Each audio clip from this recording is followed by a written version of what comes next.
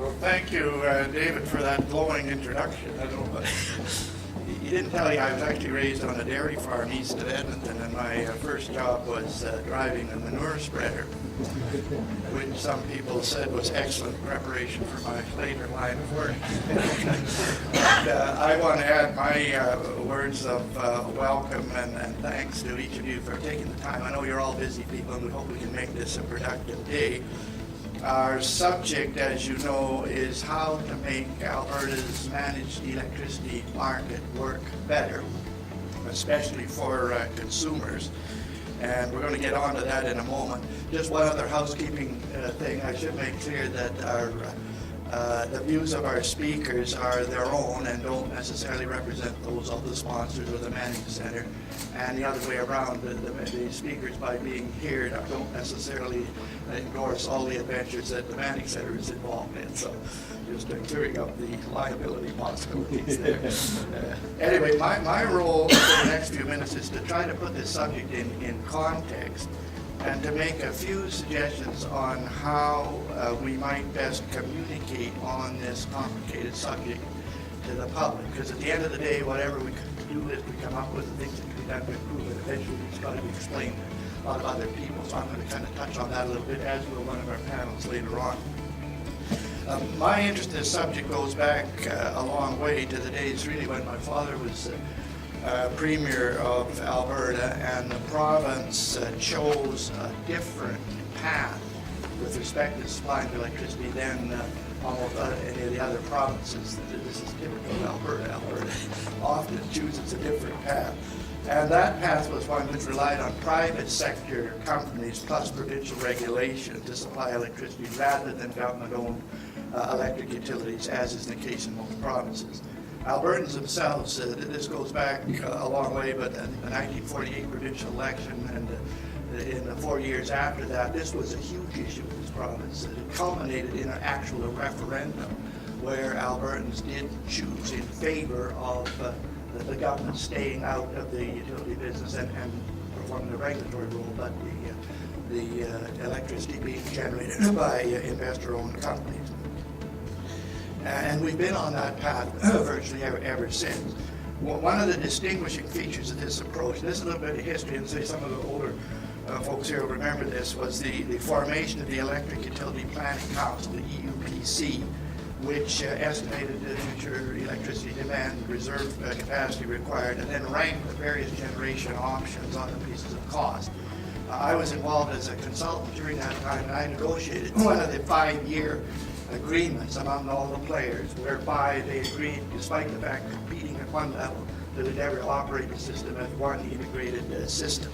And it was necessary to do that because, of course, the province had concerns. If you had this market-driven system, would anybody be responsible for operating it as a whole? I was also involved at that time in providing advice to Alberta electric utilities on how to avoid nationalization by your provincial government. We actually made a fair little bit of money on that. Because, as you know, during that whole period, WCAC Bennett in BC nationalized BC Electric, Rennie Lebec nationalized Dominican Light and Power, which is the beginning of Quebec Hydro, actually using a utility company as a base eventually for the creation of the Centrist Party. I don't think any utility company wants to get into that. And then during the same period, Nova Scotia Light and Power was Jerry Reagan nationalized that. So there was a lot of discussion of those issues during those times, and I was heavily involved in that. And so my own long-term interest in this subject is based on the belief, as David said, that markets and managed markets in the case of energy utilities are the best and most efficient way to organize the supply to meet demand. And that approach, of course, doesn't mean that there's no room for government legislation or regulation, but it focuses regulation at the macro level, not the micro level, and on creating conditions required for the market to serve both the producer interests and consumer interests efficiently and fairly. If there are problems and concerns in the operations of a managed electricity market, and there will always be problems and concerns, there's no perfect system, and I think no one has that delusion. such as concerns that consumers don't see or realize the benefits of the managed market, concerns always that rates are too high and not competitive with those of other provinces, concerns about capacity and transmission line routing, and concerns about transparency or suspicions that the system can be gamed. If there are problems or concerns, then I think we in Alberta should focus on whatever communications and changes are necessary to make the managed market work better, especially for consumers, rather than to revert to over-regulation or taxpayer subsidization of the system as has occurred elsewhere. And identifying these changes and communications efforts to make the market work better is, of course, the purpose of this symposium. And I really look forward to hearing the respective contributions of our presenters and those of you in the audience, many of whom are very knowledgeable on components of the system and these concerns. Now, to put our discussion in context a little better, let me return for a moment to the evolution of the Alberta electricity sector. In the 60s, 70s, and 80s, after the EUPC had done its planning, the proponent of the lowest cost generation option, as some of you remember, would make application to the Energy Resources Conservation Board to build the facility. If approved, subject to conditions, the proponent would then make a rate application to the Alberta Public Utilities Board. And there the proposed rate base is the old rate base, rate of return system and rate schedule will be cross-examined by the board and by interveners representing consumers and competing interests. And the application would eventually be approved subject to conditions which attempted again to balance the investor, producer, and consumer interests. The system was intended to ensure that investor-owned companies operated in the public interest while they supplied the capital required to build and operate the system, rather than having that capital supplied by out of the taxpayer's pocket or guaranteed by the taxpayer. And my father used to go to these interprovincial conferences and argue with the other premiers, why would you guys invest billions of dollars of public, scarce public capital in building utility facilities when you can get that money from investors, insurance companies, pension funds, and so forth. And that was where the Alberta approach was somewhat different than the other provinces. But eventually, the regulatory burden became so heavy that to the point where if you wanted a generation facility to come online in 1990, you had to have started that process 14 years previously. And the financial risk of trying to hit $1 billion target 14 years down the road, and when you couldn't get approval of the rates required to finance it until quite late in the process, once that began to happen, it became increasingly difficult to raise the capital required. And that, in my judgment, is one of the main things that led to the restructuring of the system in 1998 under the Clark government. Now, as a result of those reforms, and there's many in the room that are much more familiar with how this operates than I am, there's now, as you know, no centralized generation planning in Alberta. While the transmission is regulated, the generation component is market-based, with decisions to build and operate generating facilities being made by independent shareholder-held companies who bear the risks of that investment but also share the rewards.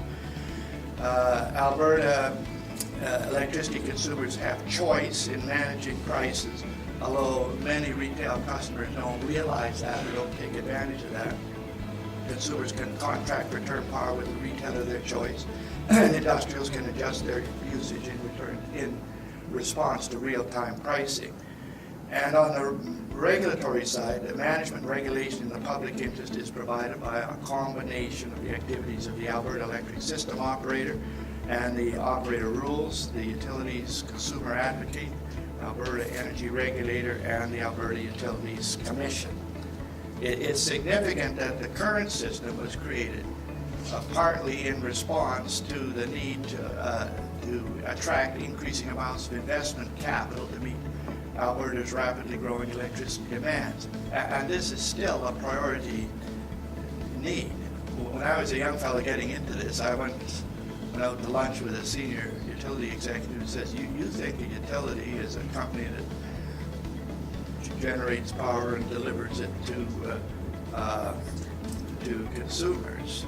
The other way to think of it is the utility is a financial institution that raises capital and delivers dividends loan payments to the people putting up the money. It's a financial institution as well as a production unit. And it's my understanding that according to the CEA, $350 billion will be required by the electricity sector nationwide over the next 20 years, with Alberta requiring well in excess of $30 billion over that same period. And attracting that capital from private sources, both domestic and foreign, rather than the public purse, will be a major challenge, but one that I think this system is adequately designed to do. Its capacity to attract capital is superior to those of other provinces. So now I want to talk just for a moment now on communicating on these matters to the public. And I recognize, I think all of you recognize that this is a real challenge. It's a complicated subject, it's a complicated system. But I've had some experience in myself trying to communicate complex ideas to the public, and I'd like to share a few thoughts in this area which may be helpful. And the first is that there's an importance of ensuring that our communications with the public on such matters are receiver-oriented rather than source-oriented. And source-oriented communicators are people who start the communication process by saying what their communications objective is, their communications objective is, what they want to say, and how they want to say it. And the communication experts that study this say there's certain professions that are more source-oriented communicators than others. Preachers and ministers are source-oriented communicators. Professors are source-oriented communicators. Executives tend to be source-oriented communicators. We want to say it the way we want to say it. I like PowerPoint. You're going to see PowerPoint whether you like it or not. That's a sort, and I'm not being pejorative about that. There's a whole place for source-oriented communication, particularly when you're dealing with your peers. But the alternative is a receiver-oriented communicator whose starting point is not what do I want to say, but who is the audience that I'm talking to? Who are these people? What is it that they are already thinking about? What are their attitudes towards me or my subject? What are the competing messages that are being fired into their brains? What's the context in which? And then having thought that out, then I get around to what messages fired into the brains of those people on that occasion. In competition with those messages will get the response that they want. I think effective communications with the public are far more effective if they're receiver-oriented than if they're, and you can really find this out in the political world because you go to a big public meeting and be a source-oriented communicator and you can just watch them go to sleep or walk out the back door. But if you connect, then you get the chance to say what you want to say. Secondly, it was the philosopher Alfred North Whitehead, who I think was a mathematician, who observed that civilization advances by extending the number of operations which we can perform without thinking about them. And it's a tribute to the technological advancement of the electricity sector that people can get electricity at the flick of a switch without thinking about it at all. And it's necessary, therefore, to recognize that there are many things that the public does not need and does not want to think about. And how electricity is produced and distributed and priced is probably one of them. Where that's the situation, that people don't want to think about what we think they should know and want to talk about, it's a mistake to keep saying, if they only understood. If they only understood. They don't want to understand. And that approach is counterproductive. And if you take that approach, if they only understood, and then launch a general education program to try to raise the whole knowledge level of the entire consuming public, I think that's counterproductive. And I think it's very ineffective. Rather, a more realistic and receiver-oriented strategy would be to take a targeted communication approach, developing proposals and communications which specifically address the particular concerns of particular segments of the consuming public, addressing those things that some of them are thinking about and need to be addressed, and leave those who are unconcerned and disinterested alone. Somewhere between like the political slogans of let a sleeping dog lie and don't kick every barking dog, somewhere in between the middle. There's a communication strategy, but it's a targeted one rather than a generalized one. And so, for example, if we find some consumers in Alberta that some consumers believe that our rates are not competitive with those of the provinces with provincially owned utilities. Those consumers need to be targeted with information such as that provided by the London Economics Group, which demonstrate that Alberta's prices are competitive across Canada when prices are compared fairly. That is, when you take into account that consumers in other provinces pay for their electricity through their tax bill as well as their power bill. If we find that consumers value the competitive aspects of Alberta's system because it does give choices which consumers in other provinces don't have, but we also find that many aren't aware of those choices or how to exercise them, then that suggests to us the subject of another targeted communications effort on how to make the managed market work for you as a consumer in exercising your freedom of choice, which is a much more narrow message than trying to educate them on the whole system.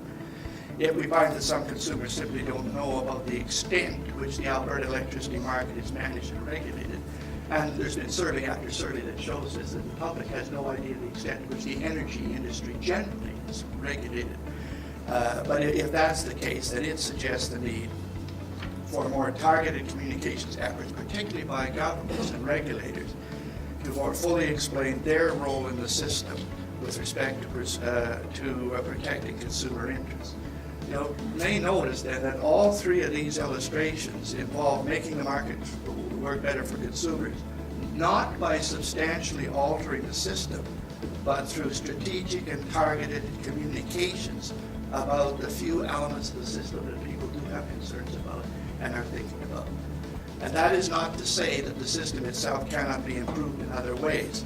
So if, as a result of these deliberations today and the work of the Legislative Committee on the Retail Market Review Committee and others, if we can come up with a modest but achievable reforms to the system that will increase transparency and remedy perceived deficiencies, then that should be part of the to-do list. But even that will result in the nature and implementation of those forms will have to be communicated in a targeted way to the people to whom they would be meaningful. And so I conclude then by just thanking you all again for your interest and participation. Please listen carefully to the presenters and question them thoroughly. And please feel free to put forward suggestions of your own if you think that things that are not being talked about that should. Please feel free to do that. And let's see if by the end of the day we can come up with a to-do list of simple and communicable messages and measures to make Alberta's electricity market work better for consumers. Thank you very much.